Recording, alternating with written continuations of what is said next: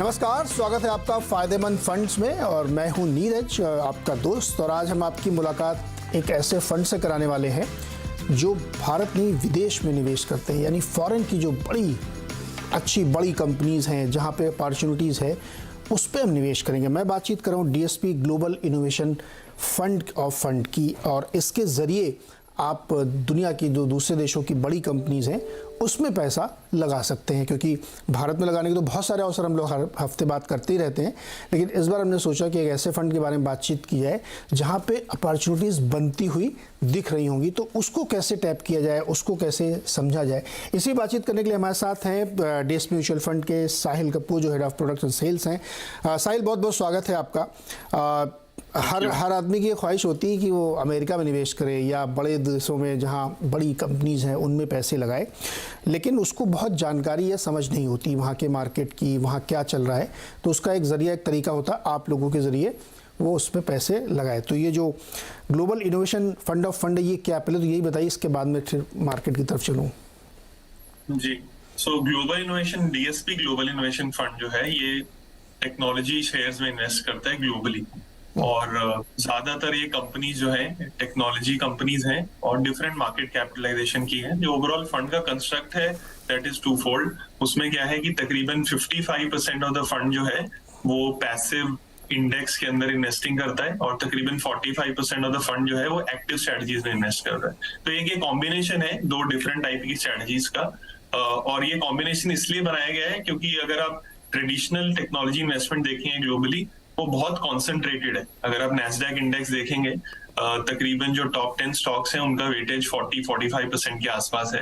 तो जो फैंग है या बड़ी कंपनीज हैं, पूरा का पूरा एक्सपोजर उसमें चला जाता है। तो हमें लगता है कि there are lot of opportunity जो इन बड़े स्टॉक्स के बाहर भी है टेक्नोलॉजी में, इसलिए ऐसा कंस्ट्रक्ट बनाया गया है जिसके अंदर पैसिव और एक्टिव इन्वेस्टिंग दोनों का लाभ मिल सके। तो ओवरऑल ये फंड जो है इन सेक्टर को ट्रैक करता है, जो ये सेक्टर जो है दुनिया में one of the best sector है in terms of its fundamentals, in terms of its earnings growth. तो ये एक बड़ी अपॉर्चुनिटी को कैटर करता है। तो इसमें ज्यादातर या सारी यूएस लिस्टेड कंपनीज हैं, भले ही वो कहीं और की हो, लेकिन लिस्टेड यूएस में, उनमें लगाते हैं पैसे। जी, ज्यादातर कंपनीज ये जो है वो यूएस लिस्टेड कंपनीज हैं। अगर आप ओवरऑल ग्लोबल मार्केट के अंदर टेक्नोलॉजी कंपनीज देखते हैं तो आप देखेंगे कि मेजॉरिटी ऑफ ये जो कंपनीज हैं यूएस में ही लिस्टेड है। अगर आप जस्ट एक ओवरव्यू भी लें, जो हम प्रोडक्ट्स यूज करते हैं, सर्विसेज यूज करते हैं, आप देखेंगे इसमें बहुत कम यूरोपियन या अदर देशों की कंट्रीज हैं। लेकिन हाँ, ये फंड दूसरी कंट्रीज में भी इन्वेस्ट करता है। ऐसा नहीं है कि ये कॉन्सेंट्रेटेड है सिर्फ यूएस में, बट बिकॉज डिजाइन ऐसा है कि सारी बड़ी कंपनीज और प्रॉफिटेबल कंपनीज जो है वो यूएस में लिस्टेड है, इसलिए इसका जो रुझान है वो यूएस की तरफ है। ओके, इसका रुझान उसकी तरफ है और तकरीबन साल भर हो चुके हैं आपके फंड के। यूएस में इतना उथल पुथल चल रही है साहिल, और कुछ समझ में नहीं आता है। अलग अलग तरीके से खबरें आती हैं। इंटरेस्ट रेट का चैलेंज है, इन्फ्लेशन का चैलेंज है, आईटी कंपनीज वहाँ की अपने हाई से 70-80% तक करेक्ट हुई, फिर वहाँ से ऊपर उन्होंने राइज किया, still they are underperforming by 40-50%। ऐसे में जो निवेशक हमारा आपके इस फंड में पैसे लगाना चाहता है, उसको आप बताइए कि यूएस की क्या स्थिति मार्केट की वहाँ पे। जी, देखिए बहुत इंपॉर्टेंट है ये समझना कि लास्ट एक साल में क्या हुआ है। आप देखेंगे जो नैस्डैक इंडेक्स है, जो टेक्नोलॉजी का बैरोमीटर है, वो तकरीबन 30-35% गिर गया था अपने टॉप से। और जैसे आपने बोला, बहुत छोटे और जो मिड एंड स्मॉल कैप जिसको बोलते हैं, बहुत सारे ऐसे शेयर हैं जो 80-90% भी डाउन है।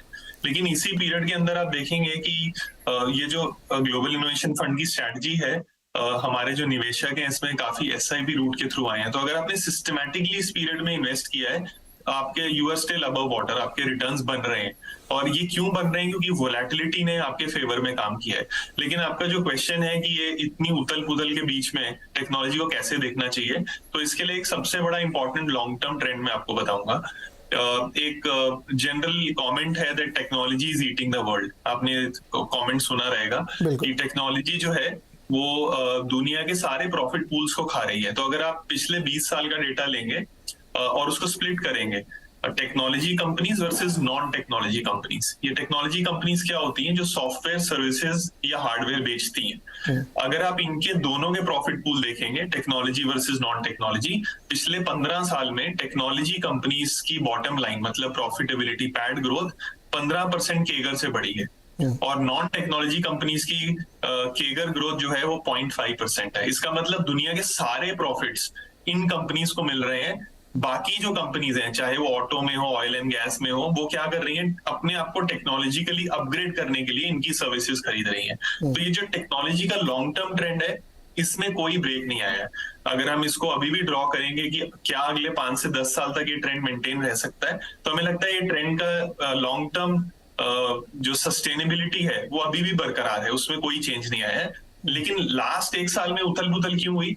ये जो स्टॉक्स हैं बहुत महंगे हो गए थे। अगर आप देखेंगे, जस्ट नैस्डैक को मेजर करेंगे, जो कोविड से पहले नैस्डैक की वैल्यूएशन मल्टीपल कुछ 18-20 पी मल्टीपल पे चल रहा था और कोविड के दौरान जब ये करेक्शन आने से पहले ये मल्टीपल 37 चला गया था, जो कि ऑल टाइम हाई है। इससे महंगा शायद ये 2000 में हुआ होगा एक बार। तो ये इतने हाई मल्टीपल्स की वजह से लास्ट 1 साल में धीरे धीरे मल्टीपल कम हो रहे हैं, इंटरेस्ट रेट बढ़ने की वजह से, और ये शेयर्स बहुत महंगे थे इसकी वजह से। लेकिन जो अंडरलाइंग लॉन्ग टर्म ट्रेंड है अर्निंग्स ग्रोथ का, मुझे लगता है वो कहीं नहीं गया है। तो ये सेक्टर को आप नजरअंदाज नहीं कर सकते, लेकिन you will have to be more strategic. आपको ध्यान से निवेश करना पड़ेगा, ये सोचना पड़ेगा कि मुझे कहाँ एंट्री लेनी है और किस तरह से इन्वेस्ट करना है। साहिल, मैं मार्केट पे थोड़ा और आपसे समझना चाहता हूँ, लेकिन उससे पहले एक चीज़, चूंकि आप फंड ऑफ फंड है, आपने भी किसी वहाँ के फंड में लगा रखा है, तो आप इसको, आपके हाथ में क्या है, आप कैसे प्ले कर सकते हैं इसको? आप तो खुद ही किसी फंड में पैसे लगा रहे हैं। जी, ये बहुत अच्छा सवाल है। देखिए, अब जब अगर आप एक ग्लोबल फंड को देखते हैं जो फंड ऑफ फंड है, तो उसमें एज यू सेड की जो मैनेजर है उसके पास बहुत कम चॉइसेस रहती हैं, क्योंकि वो at the end of the day portfolio control नहीं कर सकता। इसके अंदर हमने क्या किया है, जो हमारा कंस्ट्रक्ट है उससे वो जो डिजाइन है, फंड का डिजाइन, वो इसका ध्यान रखता है। वो कैसे रखता है मैं आपको एक्सप्लेन करता हूँ। देखिए, जैसे मैंने आपको बताया 55% जो है हमारे पास पैसिव फंड्स हैं जो इंडेक्स को ट्रैक करते हैं। अभी इंडेक्स में हमने डायरेक्टली नैस्डैक को नहीं खरीद लिया। नैस्डैक एक छोटा पोर्शन है, दूसरा एक पोर्शन है जो है SOX, सेमीकंडक्टर इंडेक्स। जो सेमीकंडक्टर है वो अपने आप में एक बहुत बड़ी थीम है। तो जो सेमीकंडक्टर इंडेक्स है उसका एक्सपोजर इसके अंदर 22% है। और जो एक्टिव मैनेजर्स हैं उसमें हमने क्या किया, एक एक्टिव मैनेजर है जिनका नाम है blue box global technology fund. ये एक ऐसा फंड है जो एक फंड मैनेजर है विलियम डी गेल, वो इसको मैनेज करते हैं। वो पिछले 20 साल में से मल्टीपल ईयर्स तक दुनिया के नंबर 1 फंड मैनेजर रहे हैं टेक्नोलॉजी में। आप उनको टेक्नोलॉजी का वैल्यू इन्वेस्टर बोल सकते हैं। वो अनप्रॉफिटेबल कंपनीज नहीं खरीदते हैं, हाईली प्रॉफिटेबल कंपनीज खरीदते हैं, और उनका भी रुझान सेमीकंडक्टर और इक्विपमेंट मैन्युफैक्चरर्स पे रहता है। और चौथा जो फंड है वो small and mid cap companies में निवेश करता है। वो एक ब्लैक रॉक का फंड है, नेक्स्ट जनरेशन फंड, और उसका एंडेवर ये रहता है कि वो ये चाहता है ऐसी कंपनीज में निवेश करे जो कि फ्यूचर में लार्ज कैप बन सकती हैं। तो ये जो 4 स्ट्रेटजीज हैं, ये चारों कॉम्प्लीमेंट्री हैं। जब आप इनमें इन्वेस्ट करते हैं तो आपका एक्सपोजर कुछ ऐसा निकल के आता है कि आप फैंग स्टॉक्स में कॉन्सेंट्रेटेड नहीं रहते। आप 3 तरह की कंपनी में इन्वेस्ट हो जाते हैं, जिनको हम बोलते हैं डोमिनेटर, जो कि बड़ी कंपनीज हैं जिनका नाम हम सब जानते हैं, एप्पल, माइक्रोसॉफ्ट, अल्फाबेट। दूसरी एनेबलर्स, ऐसी कंपनी जो इन कंपनीज को एनेबल करती हैं, और तीसरी डिसरप्टर, जो न्यू इन्वेंशंस कर रही हैं। तो ये जो डिजाइन है वो इस फंड को कंट्रोल करता है कि कैसी परफॉर्मेंस हमें देखने को मिलेगी। ओके, इंटरेस्टिंग है। तो अभी अगर हम इसको ब्रेकअप में डालें तो 30% आपका वेटेज होगा पैसिव में और 70% एक्टिव में, राइट सर? नहीं, इस समय जो हमारा वेटेज है 55% जो है वो पैसिव में है और 45% जो है वो एक्टिव फंड्स में। अच्छा, ये कितनी जल्दी आप लोग चेंज करते हैं?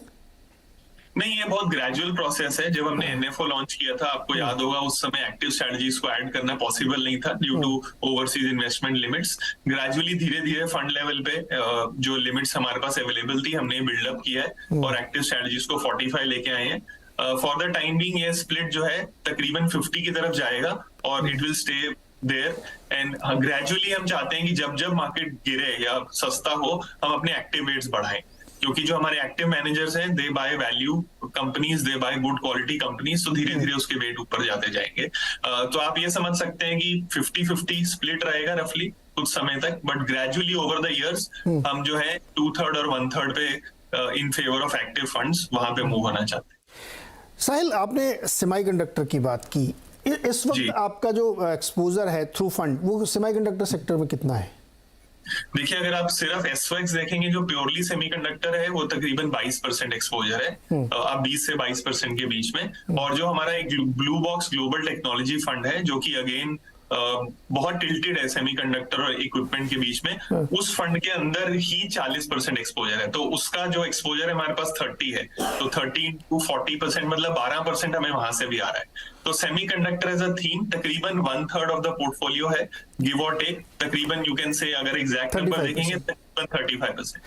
अब यहाँ पे थोड़ा सा ट्रिक है। देखिए, 35% आपका सेमीकंडक्टर में है, और सेमीकंडक्टर इस समय हाईली अंडर परफॉर्मर है, रॉक बॉटम प्राइस में है, इन्वेंट्री इतनी बिल्ड करी। आप इवन देखिए कि वॉरेन बफेट ने टीएसएमसी में अपनी स्टेक काट दी, अभी 2 दिन पहले खबर आई। लास्ट क्वार्टर उन्होंने सब बेच दिया और वो कन्वेंशनल एनर्जी की तरफ चले गए या दूसरी कंपनी।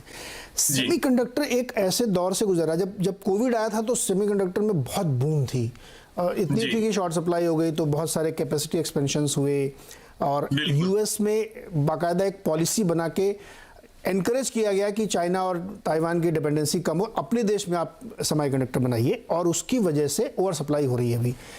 तो ये जो 35% आपका है, ये आपको लगता है कि अंडर परफॉर्म करेगा? देखिए नीरज जी, बहुत ही बढ़िया सवाल पूछा, और ऐसे सवाल बड़े कम मिलते हैं हमें आंसर करने के लिए, तो थैंक यू फॉर दैट। मैं आपको इससे एग्जांपल दूंगा। देखिए, सेमीकंडक्टर जो है ना, वो अपने आप में एक बड़ा डिफरेंट सेक्टर है। जब आप टेक्नोलॉजी की बात करते हैं तो उसमें क्या है, 3 दौर है। पहला, जहां पे सॉफ्टवेयर बिकता है, ठीक है। दूसरा, जहां पे सर्विसेज बिकती हैं, तो सर्विसेज वाले जो है वो सॉफ्टवेयर वाले को हेल्प करते हैं। और तीसरा है जहां पे हार्डवेयर बिकता है ना। तो हार्डवेयर जो है वो तीनों में लगता है, तीनों जगह पे। हार्डवेयर वाली कंपनीज को भी हार्डवेयर चाहिए, सॉफ्टवेयर को भी और सर्विसेज को भी। अभी एक चौथा एलिमेंट है जिसको बोलते हैं इक्विपमेंट मैन्युफैक्चरर। ये ऐसी कंपनीज हैं जो हार्डवेयर को इक्विपमेंट बनाती हैं। जैसे मैं एक एग्जांपल देता हूँ आपको, एक कंपनी है एएसएमएल। एएसएमएल जो है वो अल्ट्रा वायलेट रेज के थ्रू, ईयूवी जिसको बोलते हैं, वो चिप्स डिजाइन करने में हेल्प करती है, और उसके पास उसका 100% मार्केट शेयर है। ऐसी कोई दूसरी कंपनी है जो उसकी तरह काम कर सकती है।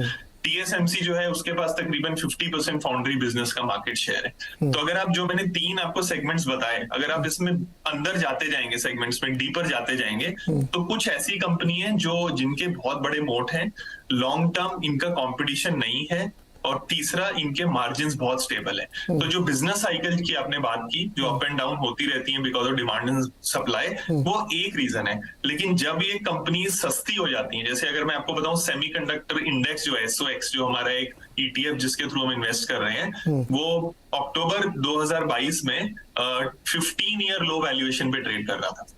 तो it is a matter of time कि कभी ये वैल्यूएशन इंप्रूव हो, क्योंकि जैसे मैंने आपको शुरुआत में बताया, जो लॉन्ग टर्म ट्रेंड है 15% बॉटम लाइन ग्रोथ का, वो अभी तक नहीं हिला है। तो इसीलिए हमें लगता है कि अगर आप, जो हमने जब एनएफओ किया था, हमने इसको बोला था सिप का एनएफओ।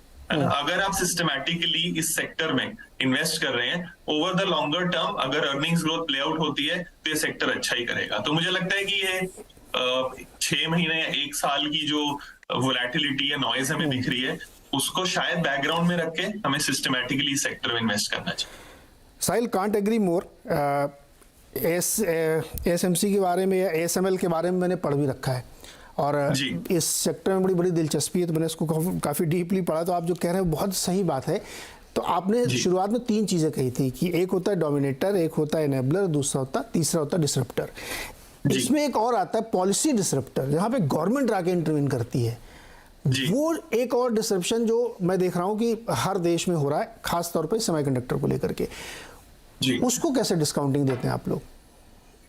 देखिए, वो हमारे कंट्रोल में बहुत कम है। जैसे आप जानते हैं, जो पॉलिसी चेंजेस होते हैं उसको इन्वेस्टमेंट के थ्रू कंट्रोल करना पॉसिबल नहीं है, तो आप उसको सिस्टमिक रिस्क की तरह ले सकते हैं। लेकिन हमारा आइडिया क्या है कि जो फंड है उसका एक्सपोजर उन कंपनीज में होना चाहिए जिनका डिसरप्ट होना बहुत मुश्किल है।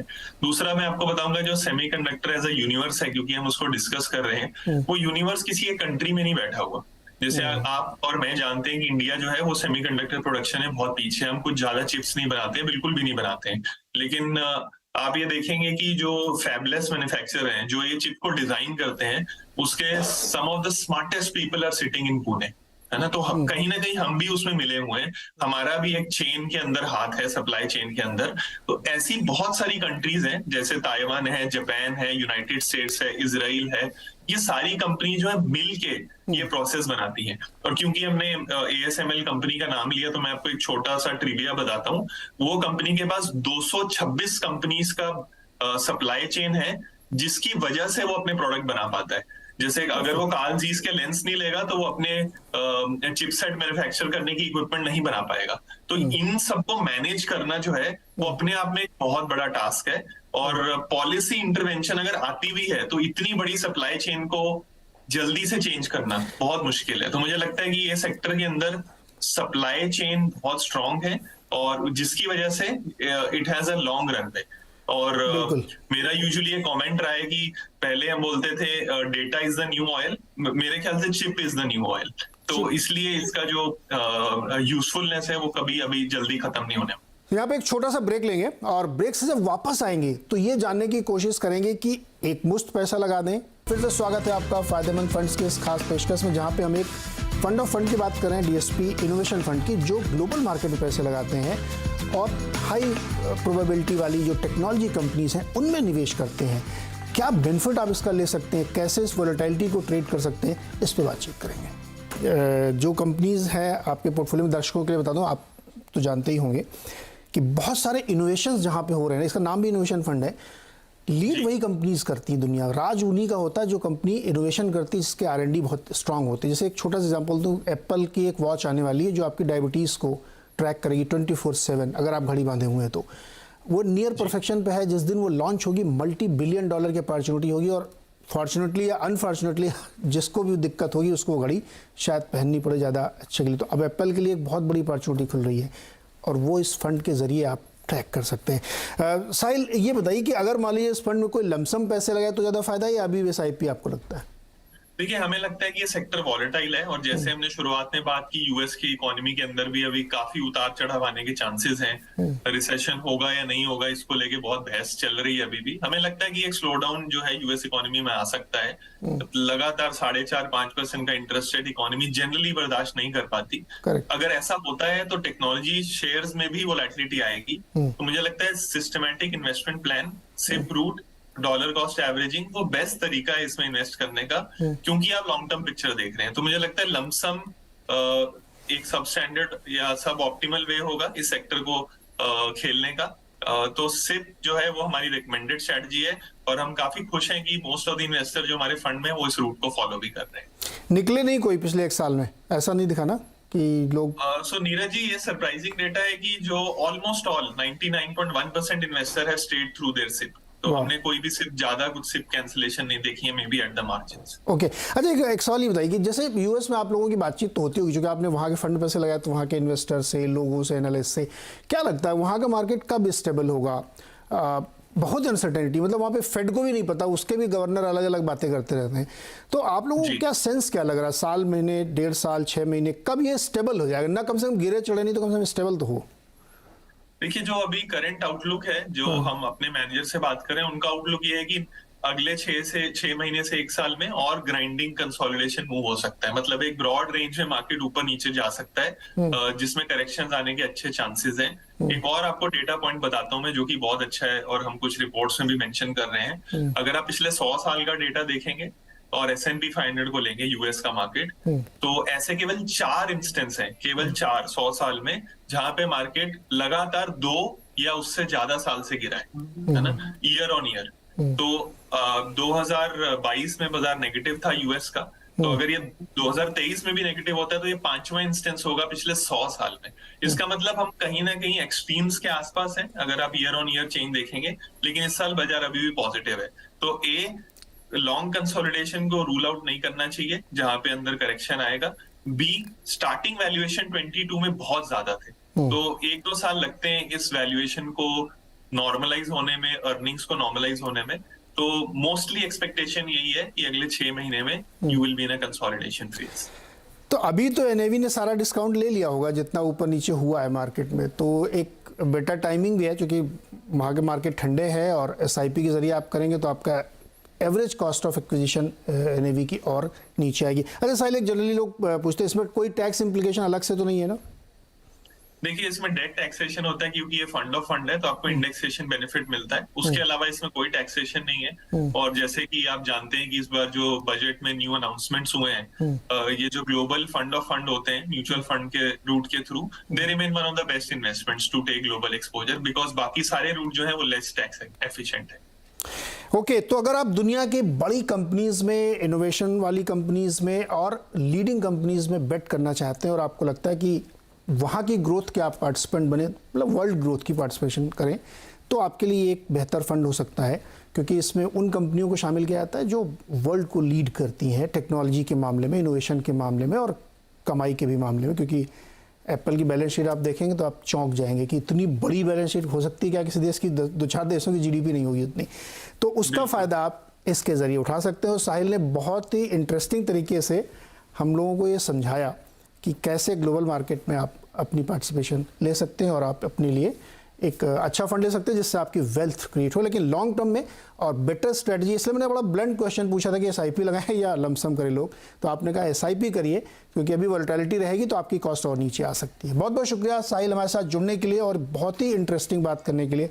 बहुत मज़ा आया आपसे बात करके। उम्मीद करते हैं कि आप हमारे दर्शकों ने और पोटेंशियल निवेशकों ने अच्छे से समझा होगा और उनको अगर इस ग्रोथ में पार्टिसिपेट करना है तो वो डीएसपी के इस फंड के बारे में ज़रूर सोचेंगे। बहुत बहुत शुक्रिया साहिल हमारे साथ जुड़ने के लिए।